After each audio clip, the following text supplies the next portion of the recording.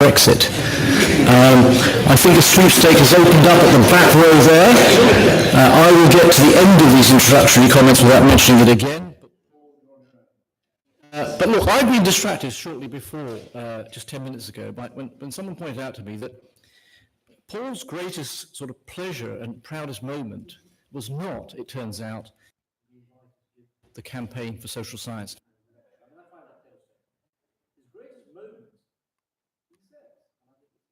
Now was when he led the winning team for Keble College, Oxford, in the alumni edition or episode of University Challenge in 2018.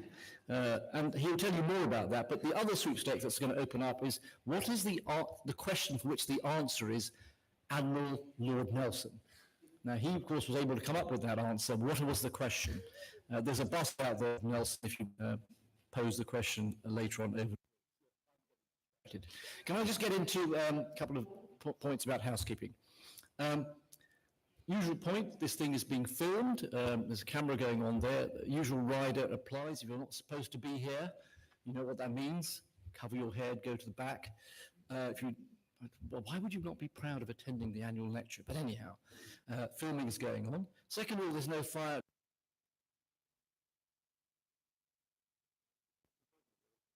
There is, the evening is going to be,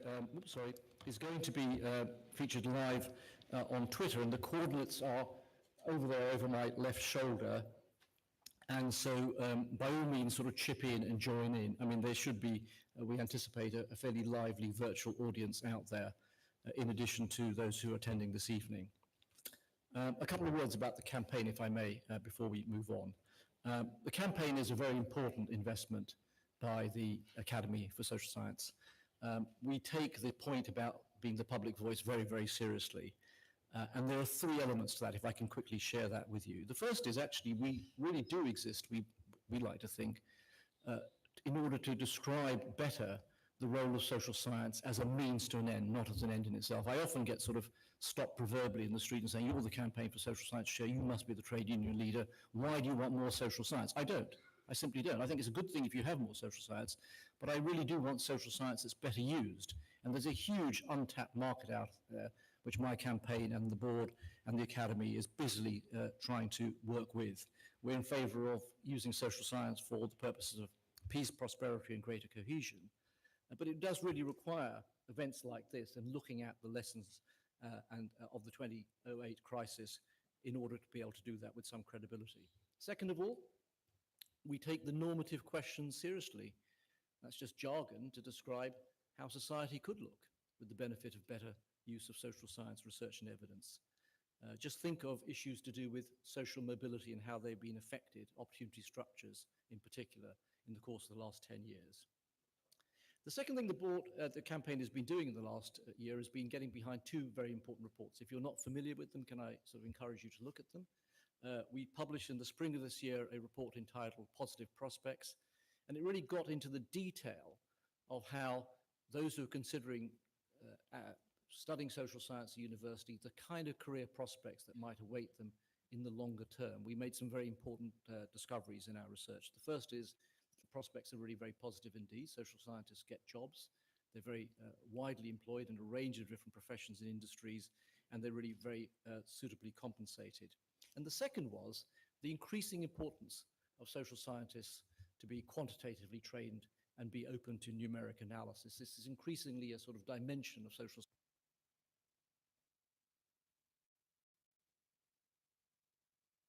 in our doctoral education programs.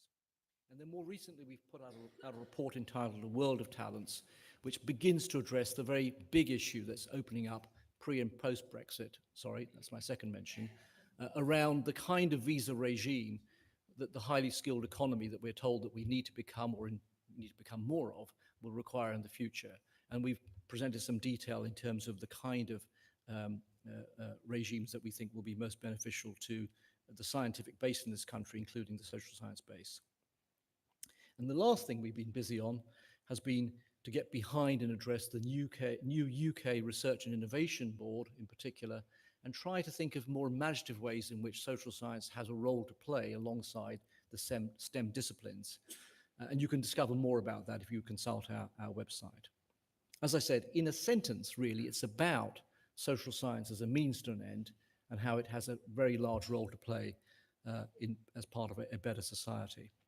Can I just now briefly turn to our sponsors, our partners, who are Sage Global Publishing. Can I just put on the record how grateful we are for their backing? We have Ziad Marar, who's on the board of the campaign, and he's the president of Sage Global Publishing. And they really help us with three things, if I can just note them very briefly. The first is they take very seriously this point about public voice. It's not going to happen by itself. You need to have practitioners, publishers, think tankers, pollsters, civil servants, and others around the table.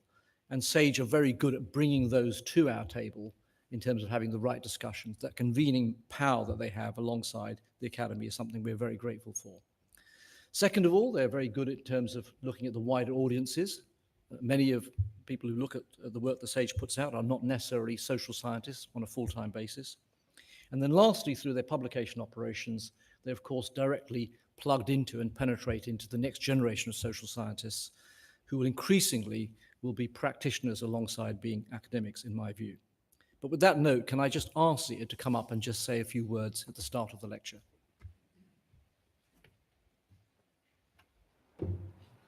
Thanks, Shamit. I'm supposed to click, apparently. Not that I've got slides, you'd be glad to know. Hello, it's amazing to think this is the sixth time many of us have been in this room, and it's a chance to welcome you to the Sage and Campaign for Social Science annual lecture. It's a thrilling moment each year, and sort of a moment to take stock and reflect on social science, and of course then to welcome, really in this case, wonderful speaker as we had before.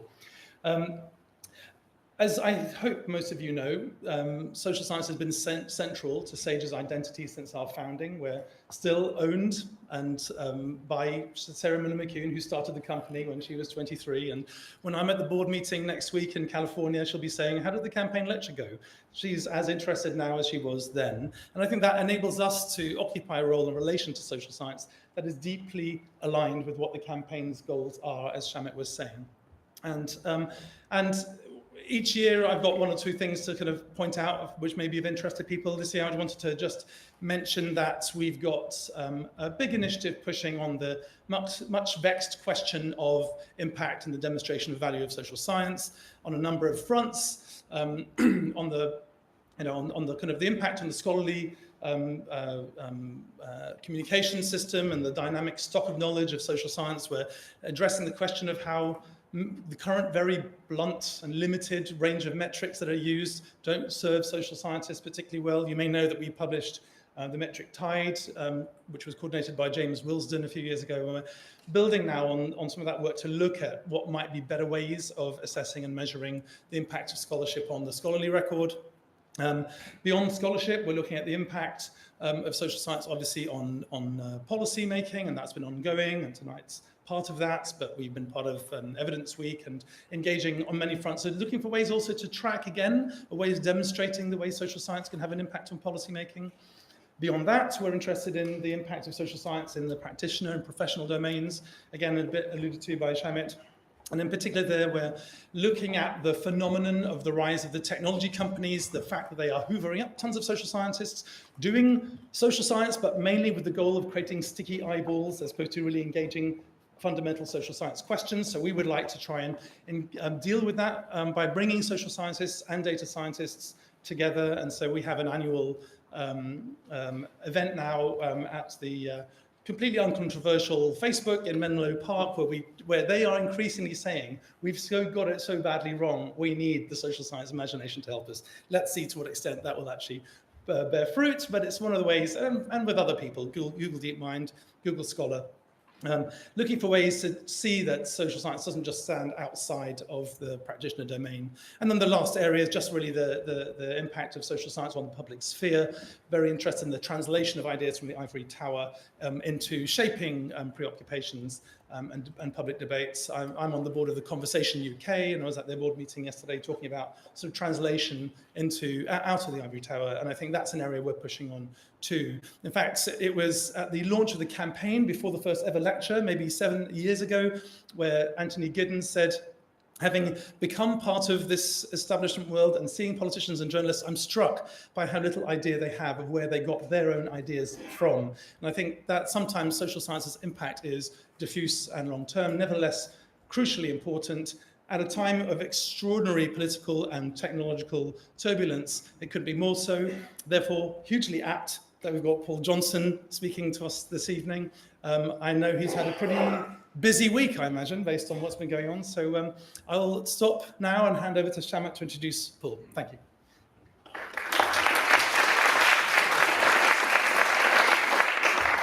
Thank you, Ziad, for your continuing support. Look, you haven't come here this evening to hear from Shamit Sagar about the public policy lessons of the crisis 10 years on. You come to hear Paul, and I'm just going to very briefly introduce him. You obviously are very familiar with Paul. I was saying to someone over tea earlier on, increasingly, Paul Johnson strikes me as a form of sort of evidence branding in social science in and of himself. It'd be quite difficult to be an opposition politician, or indeed a government politician, without knowing for certain that you've got the IFS sort of squarely, if not onside, but certainly not offside. Paul has done a lot to build up the reputation of the IFS. It was in a good place when he took over in 2011. It's in a much better place.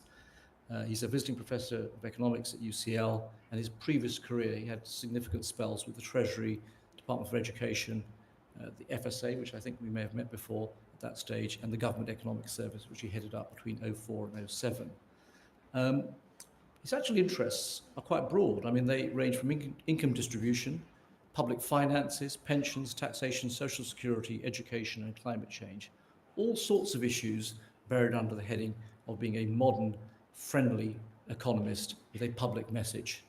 And most recently of all, and I'm very proud to have said, that he was awarded a CBE for his contribution for social sciences and economics in 2017. I'm going to get out of the way. Paul's going to now talk to us for about 45 minutes on the topic, and then I'll, after that, sort of take some questions for about 20 minutes. Paul, the stage is yours.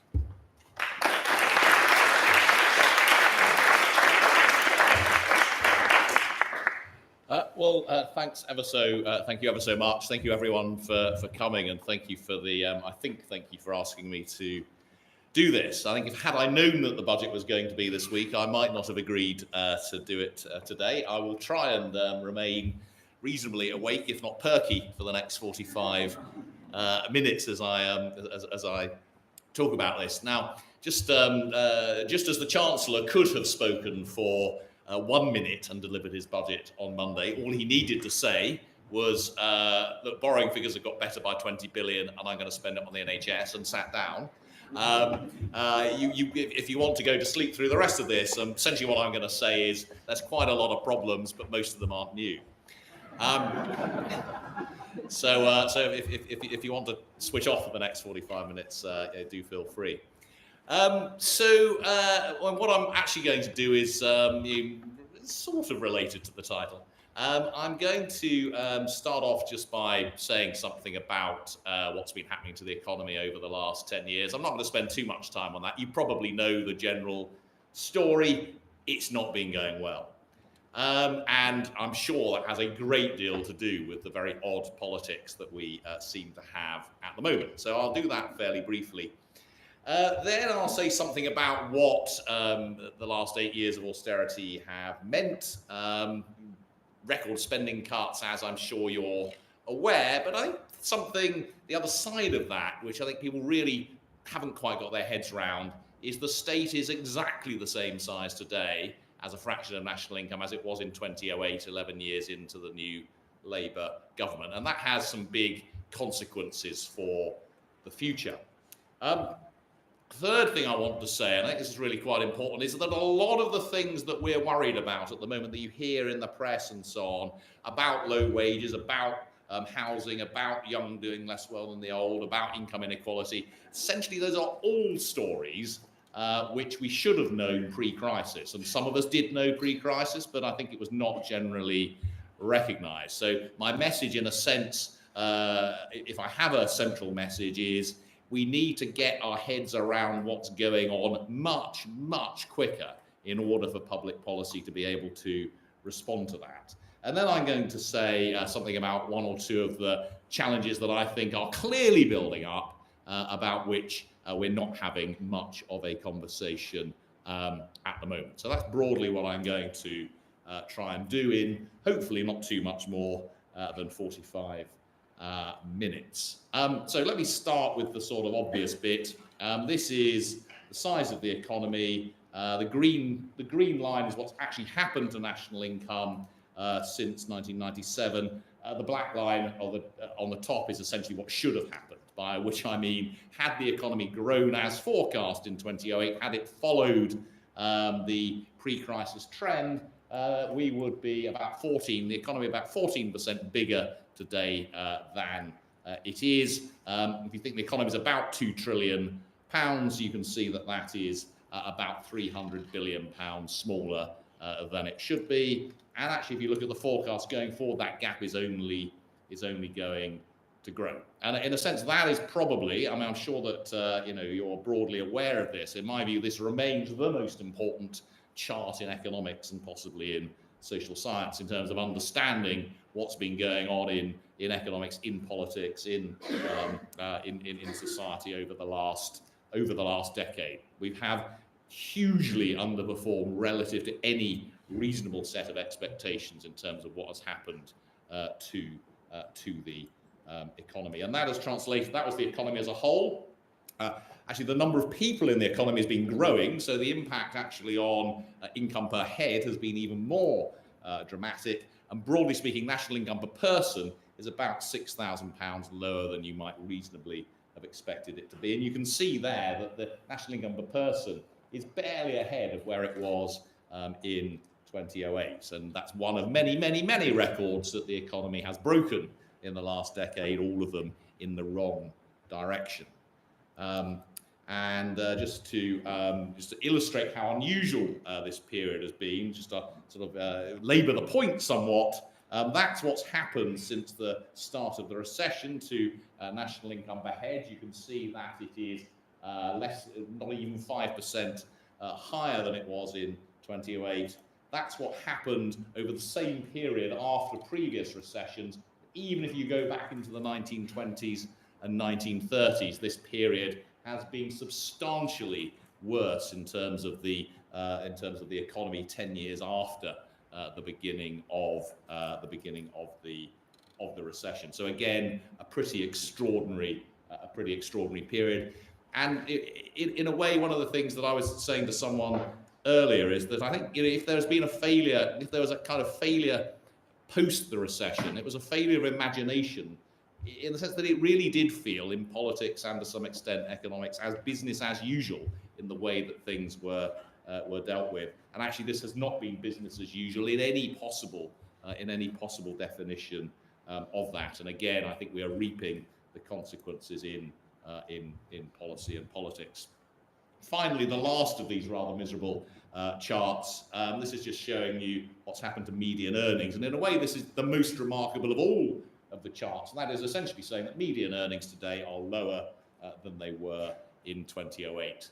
First time that's happened in not just living memory, but certainly since at least the middle of the 19th century, and possibly even longer ago than that. No growth, in fact, negative growth in earnings over this period. I mean, there is some good news underlying it, which is that employment levels have risen quite substantially. But again, that is extraordinary. And I could have told you more about how this has been a terrible, worst decade for productivity growth, that interest rates are at their lowest rate since the Bank of England was founded in the 1690s.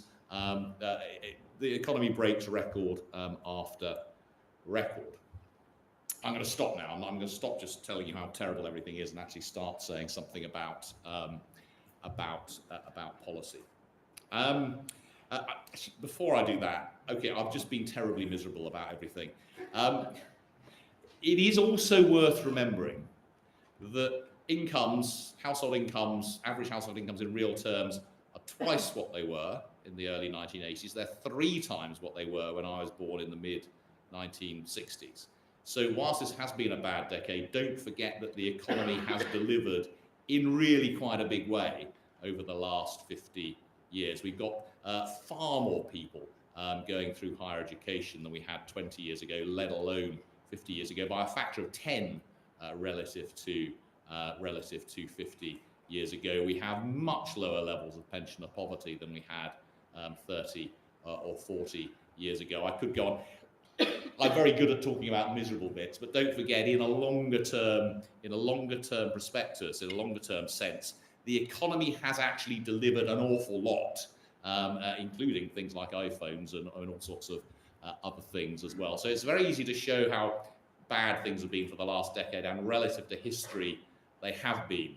But when one's thinking about the political response to that, and you can think of several political responses to that that are on the table at the moment, there is a danger of throwing the baby out with the bathwater. And just don't forget that whilst the last decade has been bad, look over 50 years, and my goodness, we've made a lot of progress across most areas of social and economic life in a really pretty serious way. So context, longer term context, really does matter.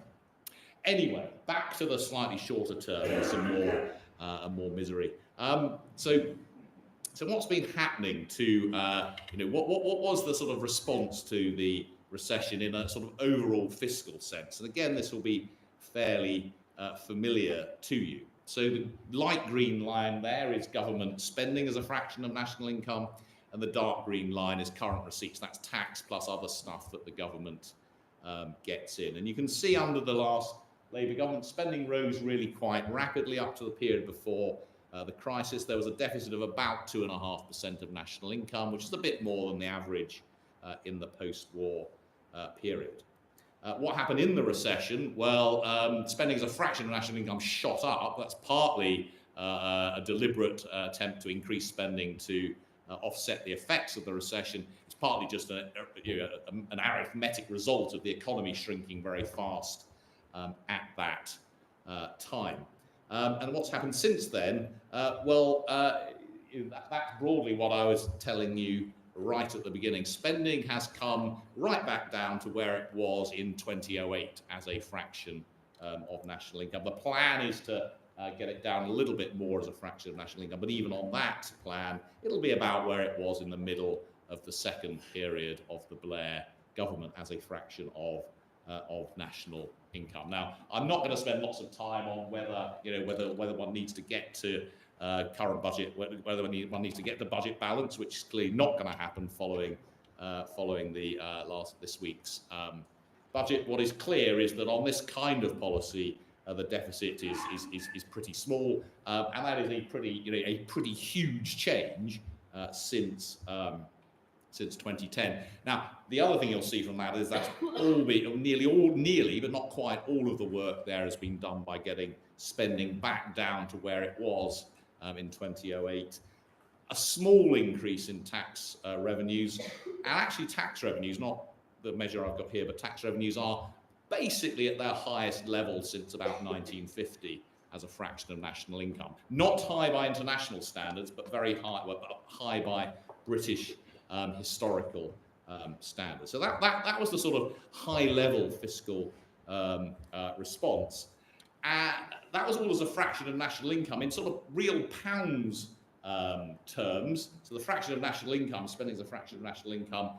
I've moved here from total spending to public service spending. That's essentially spending on things other than welfare and debt interest. So health, education, defence, and so on. So there you'll see, again, you'll see a slightly different pattern. The dark green line there is spending as a fraction of national income. And you can see that is now down to fairly significantly below its 2008 level. Why the difference? That's essentially because we're spending an awful lot more, particularly on pensions, but also on other parts of the welfare system, and a bit more on debt interest. So public service spending has come down more than total spending, and in real terms, we are spending £40 billion less than we were in 2009-10. Now, again, you can look back all the way through history, and you won't find anything like that in terms of a sustained reduction, other than when we came out of wars, a sustained reduction in public service spending. And you can see that sort of does tick up following this week's budget. I'm not sure, actually, this was done before the budget, and actually the numbers, it does tick up rather more decisively than that on the basis of what happened in the budget. Here we are. Here's the budget. So that's this is day-to-day public service spending. Fell by 10% up to 2018. What we thought in March was it was going to be flat, and what we found out on Monday is it's going to rise back up to where it was or pretty much where it was in 2010. So in that sense, that was a big budget. You can see that that is a decisive change in direction in terms of public service, spending, about £19 billion. Now, the sort of, the biggest story here is that all of that money, I mean, literally every penny of that money went to the health service and nothing to any other public service. So that's a really very important point about is this the end of austerity? Well, there's no extra money for anything other than health. And to give you a sort of sense of scale here, you can see the scale of cuts on Home Office, Justice, that's prisons, culture, and so on, 20, 30, 40% real terms cuts, and probably most important, the number at the bottom, which it's always hard to produce in a comparable way, but spending by English councils is about 20% down on where it was in 2010. And of course, that includes spending on social care. And obviously, in terms of what the plans are for the future, it's health, and so it's health at the top, which has done, in a sense at least, one of the best so far, which is getting the most money going forward. And just to again illustrate the point, size of the state today, the same as the size of the state in 2007, just that we're spending more on pensions and health and less on other things, and that's why it has felt so tight. Really extraordinary statistic, actually. In terms of total public service spending, health was less than a quarter of it in the year 2000. It will be nearly 40% of it in 2023. It is changing really quite remarkably and dramatically. And I'm going to come on to what that means for future challenges towards the end. But it should be fairly clear that we are going to have to start doing something about the total level of spending if we're going to keep increasing the amount that we spend on health, which almost certainly we need to do if we're going to have a health service that looks anything like it does at the moment. Again, if you look at in the broader sweep of history, we've actually managed to increase spending on health by 3 times as a fraction of national income since the 1950s, and we haven't had to raise more tax to do it. How have we done it? Essentially, it's the mirror image of spending on defence. We've abolished defence spending and used that money to pay for health. We're not going to be able to do that trick again. I may say that again later. Sorry. And just one illustration. And again, I think this speaks to my broader theme of the consequence of some of these cuts on public services. Look at prisons. Prison spending has fallen by about 20% over this period. Prison staffing has fallen by a bit more. I should say that these numbers come from the Institute for Government, who have done some very good work in this area. The prison population has stayed the same. That's what happens when you cut spending and don't change what you're trying to achieve. And in that period, everything sort of started to go wrong in about 2014 in terms of assaults and so on. Now, I think one can look across quite a lot of areas of public spending and say things were going all right, actually, in terms of cutting the deficit until, for different services, 2013, 2014, 2015, and then they started to go wrong. Local authorities will manage really pretty well until 2015. They're now really struggling. The same is true of the social care system, which is, of course, part of local authorities. To some extent, the same is true of the health service, which has delivered a remarkable amount more with not much more resource.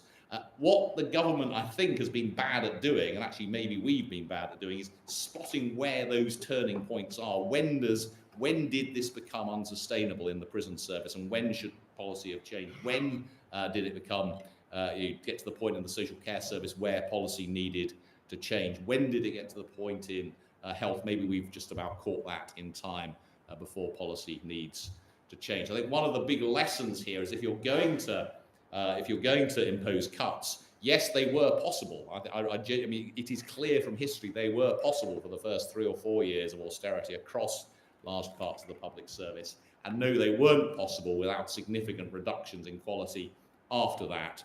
I'm not sure government, or indeed necessarily all of us, were quite good enough at spotting where that problem started to become evident.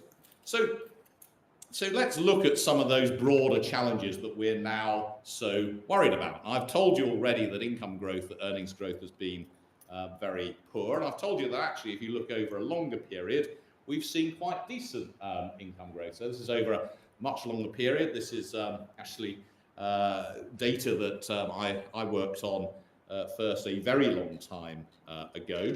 But that's showing what's happened to average income, average household income, over the last more than 50 years, and you can see that over that period as a whole, it was growing at about 2% a year up to the crisis, and since the crisis, it's been growing at about 0.5% a year. So why am I showing you that? Well, let's look at this period since 2001, and you see actually what I was saying earlier. Income growth has slowed really dramatically in the 5 or 6 years before the crisis. It was only growing at 1% a year, remember, relative to the 2% a year over the much longer period. And if you look at earnings, you see the same thing, and you particularly see that among lower earners over that period. Now, those numbers we were kind of aware of, but I don't think we were particularly vociferous about them or acting on them or recognizing quite what they might bring. Then there was a cut over the recession period, and actually, up to 2017, income growth was higher than it was in the 5 years prior to the crisis. So this is something that is, this issue about stagnating living standards is something that is a longer standing issue than simply since the crisis. Now, you will have heard a lot about intergenerational equity issues, not least was the good work of Torsten Bell, who I see there at the back in the Resolution Foundation, their intergenerational commission. And it is now, I think, part of the public conversation.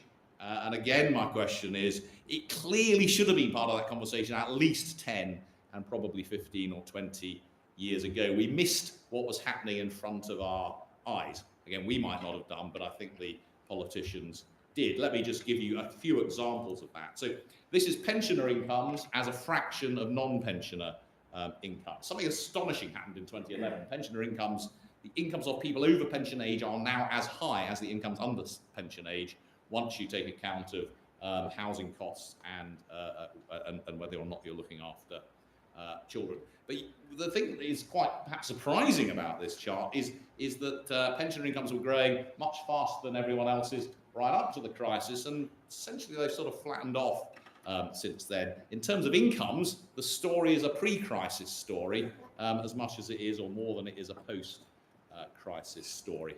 In terms of lower pension contributions and lower future pensions for the younger generation, again, this is essentially a pre-crisis story. What is the big problem for the future in terms of younger people is that none of them outside of the public sector have got a defined benefit occupational pension. So this is a different sort of chart. This is showing the fraction of people born in different decades at different ages who are in defined benefit pensions. And you can see those born in the 1950s, when they were in their late 40s, 45% of them were in a defined benefit scheme. That fell off pretty quickly as time went past. The same was true of those born in the 1960s.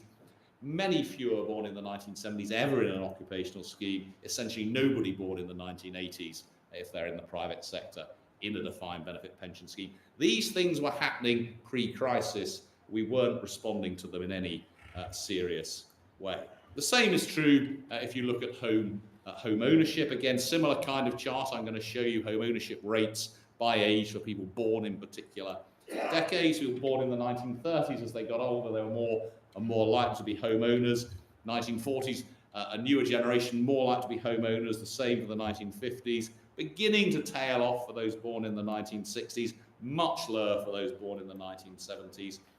For those born in the 1980s, by the time they're 30, half as likely to be a homeowner as someone born 20 years earlier. This is not a post-crisis story, this is a pre-crisis story, and one again which we seem to have picked up as almost as if it is new since the crisis. This, I think, is one of the most remarkable charts here. This is taking young adults aged between 25 and 35 and saying, what fraction of them are homeowners?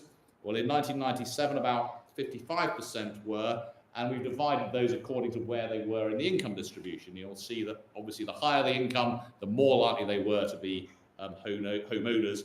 Crucial point here is that 2/3 of those in the middle of the income distribution were homeowners. What's happened since? Where were we? Where are we now? 20 years later. Well, from 55 to 35% are homeowners, but the big thing, those in the middle of the distribution, only 1/4 of them are now homeowners. They look much more like the poor. They used to look much more like the rich in terms of essentially their assets, their home ownership. They are going to feel very different from a sort of social and economic point of view today than they would have done in the past. The other thing that's worth saying is in the past, most of the renting going on at the bottom would have been social renting, with private renting higher up. It's now all private renting. There are very few people in their 20s and 30s who are in social renting. So again, if you're in the middle of the distribution, you're going to feel much more, on this measure at least, in common with those at the bottom. It also happens that you're much more likely to be on means-tested benefits today than you were 20 years ago, because the reach of tax credits has gone so much further up the distribution. So again, most of this actually happened pre-crisis. A fact here which I think has potentially very profound political consequences when you see that sort of change and how the middle group looks so different to how it did, and so different to those who are doing better. And again, just to illustrate, this is a pre-crisis issue. What fraction of people could buy an average home? What fraction of first-time buyers could buy the average home in their vicinity? Assuming they could borrow 4.5 times their salary, but over 80% could have done 20 years ago. That went down to about 40% by 2010, and it hasn't changed much since then. And indeed, outside of London, that's ticked up. London is unusual in being a region in which housing has got less affordable since the crisis. In most regions, housing has got more affordable. So again, this might be obvious, but this whole set of issues are not post-crisis issues in the way that we tend to talk about them. They are much longer, and they were neglected for far too long. The issue on income inequality, which again we hear a lot about for good reason, is even more stark. And broadly speaking, income inequality has gone down since 2010, or it certainly hasn't gone up. What happened? Income inequality shot up in the 1980s. It has essentially been flat since, if you're looking across the distribution. If you're looking at the top 1%, it's a slightly different story. Looking at the share of income held by the top 1%, that was rising during the 1980s, and it continued to rise until 2010, but it's been a bit volatile. But since then, at most, it's been flat. If anything, it has shrunk again. I'm not saying that income inequality isn't a problem. I'm not saying that income inequality isn't too high. What I'm saying is this is not a post-crisis issue. This is a pre-crisis issue, which has become much more salient post-crisis, not almost certainly related to the fact that incomes have stopped going up, so people notice this more. But this is not news. It really isn't news to social scientists. A lot of the media sort of behave as if it is news, and as if income inequality is a new thing since the crisis. It really isn't. If anything, income equality is a new thing since the crisis, not the reverse. So that's just a sort of set of things that have been, and I could have run on all sorts. These, in a sense, these just happen to be a few of the things that we've worked on, that we know about. There are a whole series of things where you could have a similar narrative. So what I'm going to come on to now is what else. So I've talked about some of the things that are familiar, which in a sense have been an issue for a long time and which we kind of all know about, but which we should have spotted earlier. What about other things? What about things that I think we're not thinking about enough at the moment? Well, let's start with the public finances. I mean, the issue here is, I think, relatively well known. It's just the absolute lack of action which is dramatic, and that is essentially what is going to happen to spending as a result simply of an aging population. Well, even with the miserable long-term care system we have at the moment, spending will double over the next 30 or next 50 years or so. And let's hope we get something better than that, because my goodness, we need it. Pension spending will rise probably faster than that if we keep with the triple lock. Health spending will rise probably at 3 or 4% a year. At an absolute minimum, and this is ignoring the other pressures on health, we're going to be looking at 1.5% of national income additional, just to cope with the minimal impacts of aging over the next 10 years or so. And you can add another % of national income at least to take account of other pressures on health. So 2.5% of national income, £50 billion. I don't see any world in which we're not spending another £50 billion on this stuff in 10 years' time. If we're going to be, well, okay, there is a world in which we accept much less good health service. There's a world in which we manage to cut state pensions. There's a world in which, I'm not sure there is a world in which we spend less on long-term care. But if we're going to keep to anything like that, we are going to have to find an extra, let's say 50 billion within the next decade. And that's 50 billion in GDP terms. So we're not going to be got out of that by rising GDP. Have we done this in the past? This is repeating something I said earlier. I mean, to a large extent, in the past, we've done it by abolishing defence spending and using that money to increase health spending. There isn't any defence spending left to abolish to do this. It's quite hard to think of other things that you could get rid of. We've sort of abolished spending on nationalised industries a while ago. We've abolished spending on building houses, and people aren't terribly happy about that.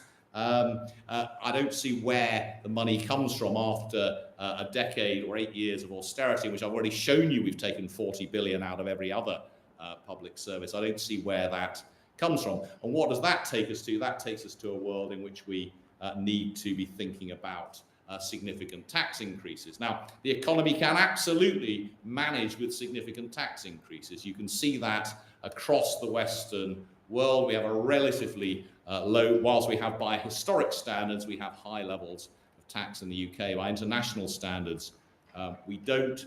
We could increase taxes, but we can't pretend that they can all come from somebody else.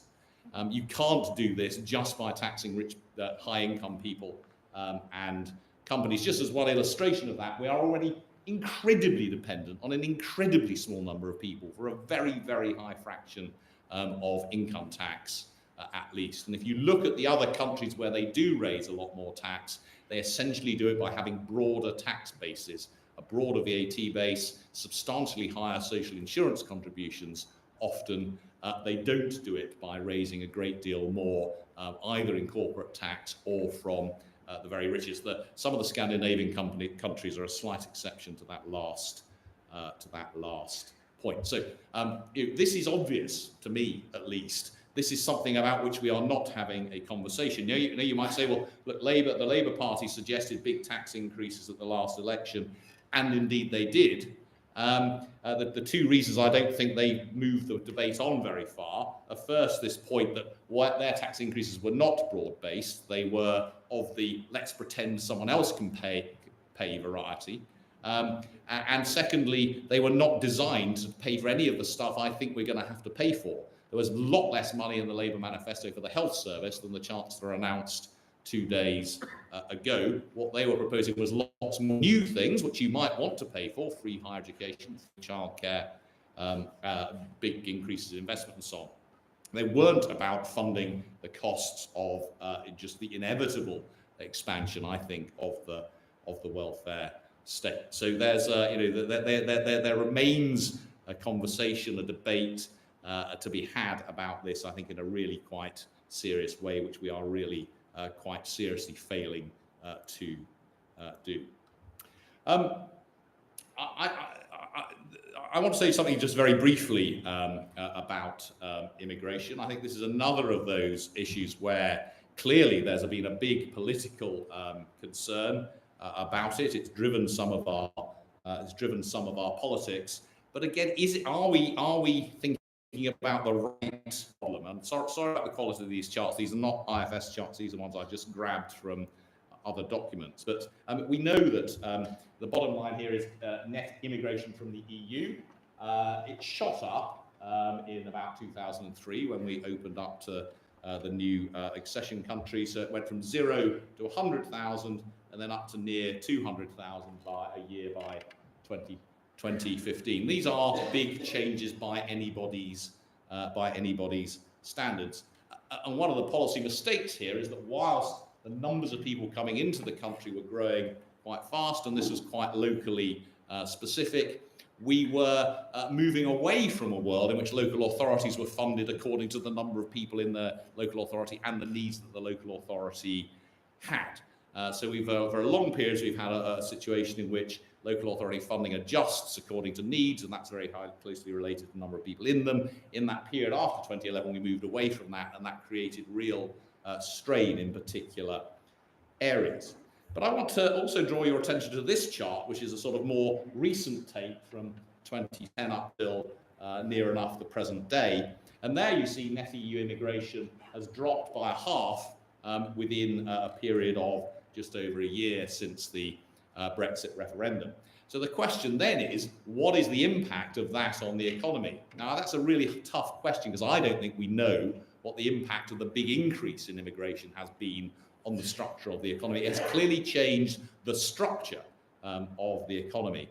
If that blue line continues to drop fast, and it might, how is the economy going to respond to that? How is the hospitality industry, the agriculture industry, and those other parts of the social care, health service that are so dependent on this labour, how are they going to adjust to swift changes in one direction when we've been used to swift changes in the other direction? And I think one of the issues for social science and politics is that whilst we are still worrying about the numbers being too high, we may soon be in a world in which we're beginning to worry about what's the impact of the numbers getting much smaller. Don't, you know, I know I'm on screen here, so but don't take this as any kind of forecast. But I do wonder whether we're in the same world with housing, where we worry and worry and worry about house prices going up. There has to be some chance that they start coming down at some significant rate if we make ourselves poorer and nobody wants to come and live here. You know, and what will be the consequences of a world in which house prices are falling significantly? Now, let me be, I'm not forecasting a swift fall in house prices, but I am saying it's not impossible, and that I don't think we are anywhere near ready to think about a future in which that occurs. The last thing I want to draw attention to, and I really do want to draw attention to this, is something which, you know, is, I'm sure we're aware of as an issue, but is nowhere near high on the policy agenda as it should be. And that is what next for what I've called here the low paid and the low educated. It is very clear to me in all of the data that I've seen that we have got an increasing polarization in economically and socially between those with low levels of education and the rest. And I just want to make show some examples of that, and actually how low pay is the new, which I think we are aware of, which is a working age people. That's what children lived in households where there was nobody in work, and so that's true. So hourly earnings among men have only been going up about 0.5% a year, which is terrible over this period, at least right the way up to about 70% of the way up the distribution, a bit faster to this period, at least right the way up to about 70% of the way up the distribution, a bit faster towards the top. But at the bottom, weekly earnings have been falling, and that's because for the first time in history, actually, there are significant groups of men who are working part-time, and they are all low-skilled men. So that's what that's showing. Among men, it's 20% by hourly earnings. Very few of them were working part-time 20 years ago. About a fifth of them were working part-time today. Phenomenal social change. I mean, it was, when I was learning my trade as an economist, the result was they were working full-time, unfortunately true.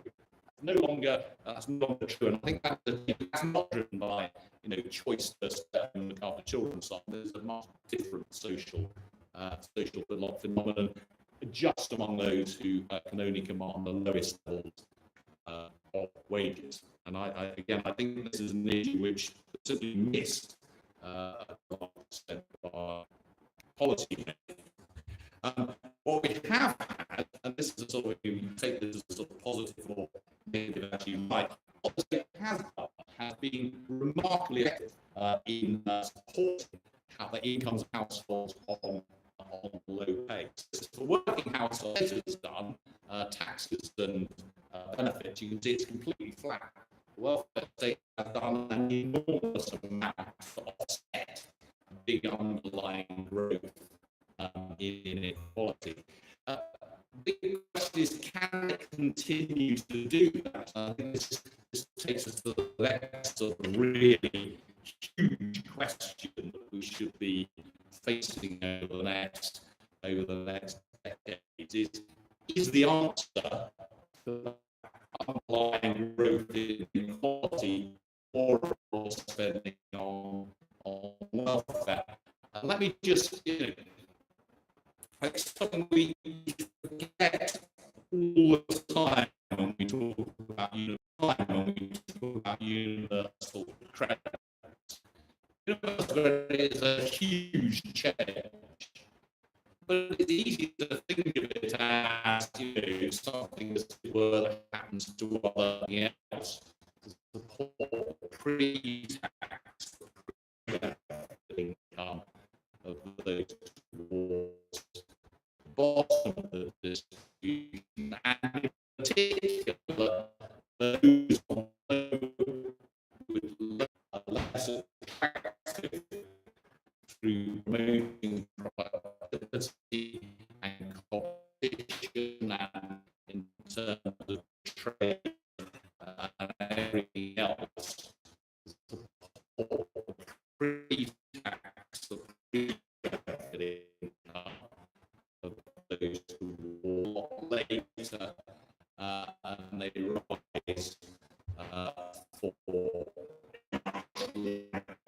in our economy, starting with the low level of education is a disaster, it is a disaster for a long period, which if you start the labour market with a high level of education on the right from university, you've got a good chance of getting additional training. The amount of training you get goes down as you get older, a huge change over the last 20 years, which is very particular group of people who are on income young age in terms of the education of people.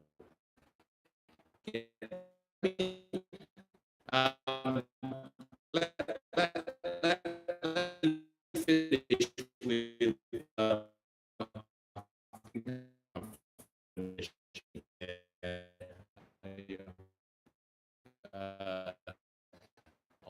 try to anyway. Let me finish with what I think is another, very telling example of a huge change over the last 20 years, in your 50s and early 60s, beyond capacity.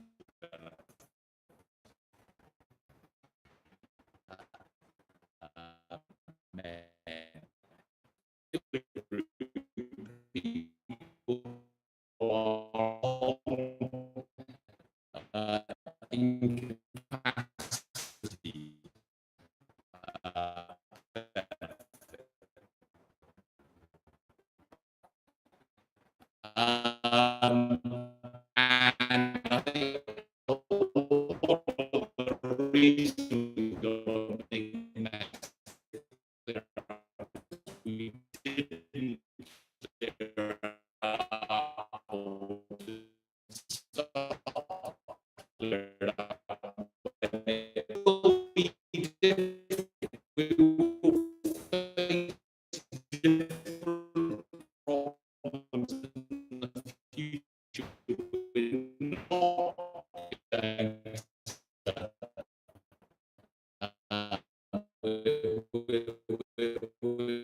we're not going to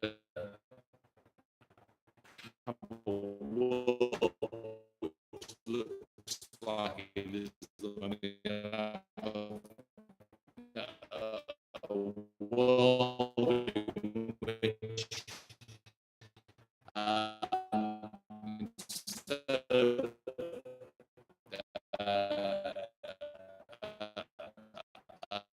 generational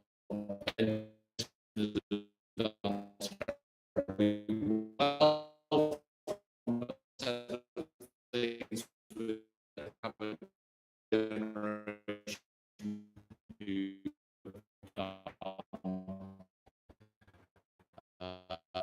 much less we will have a real issue on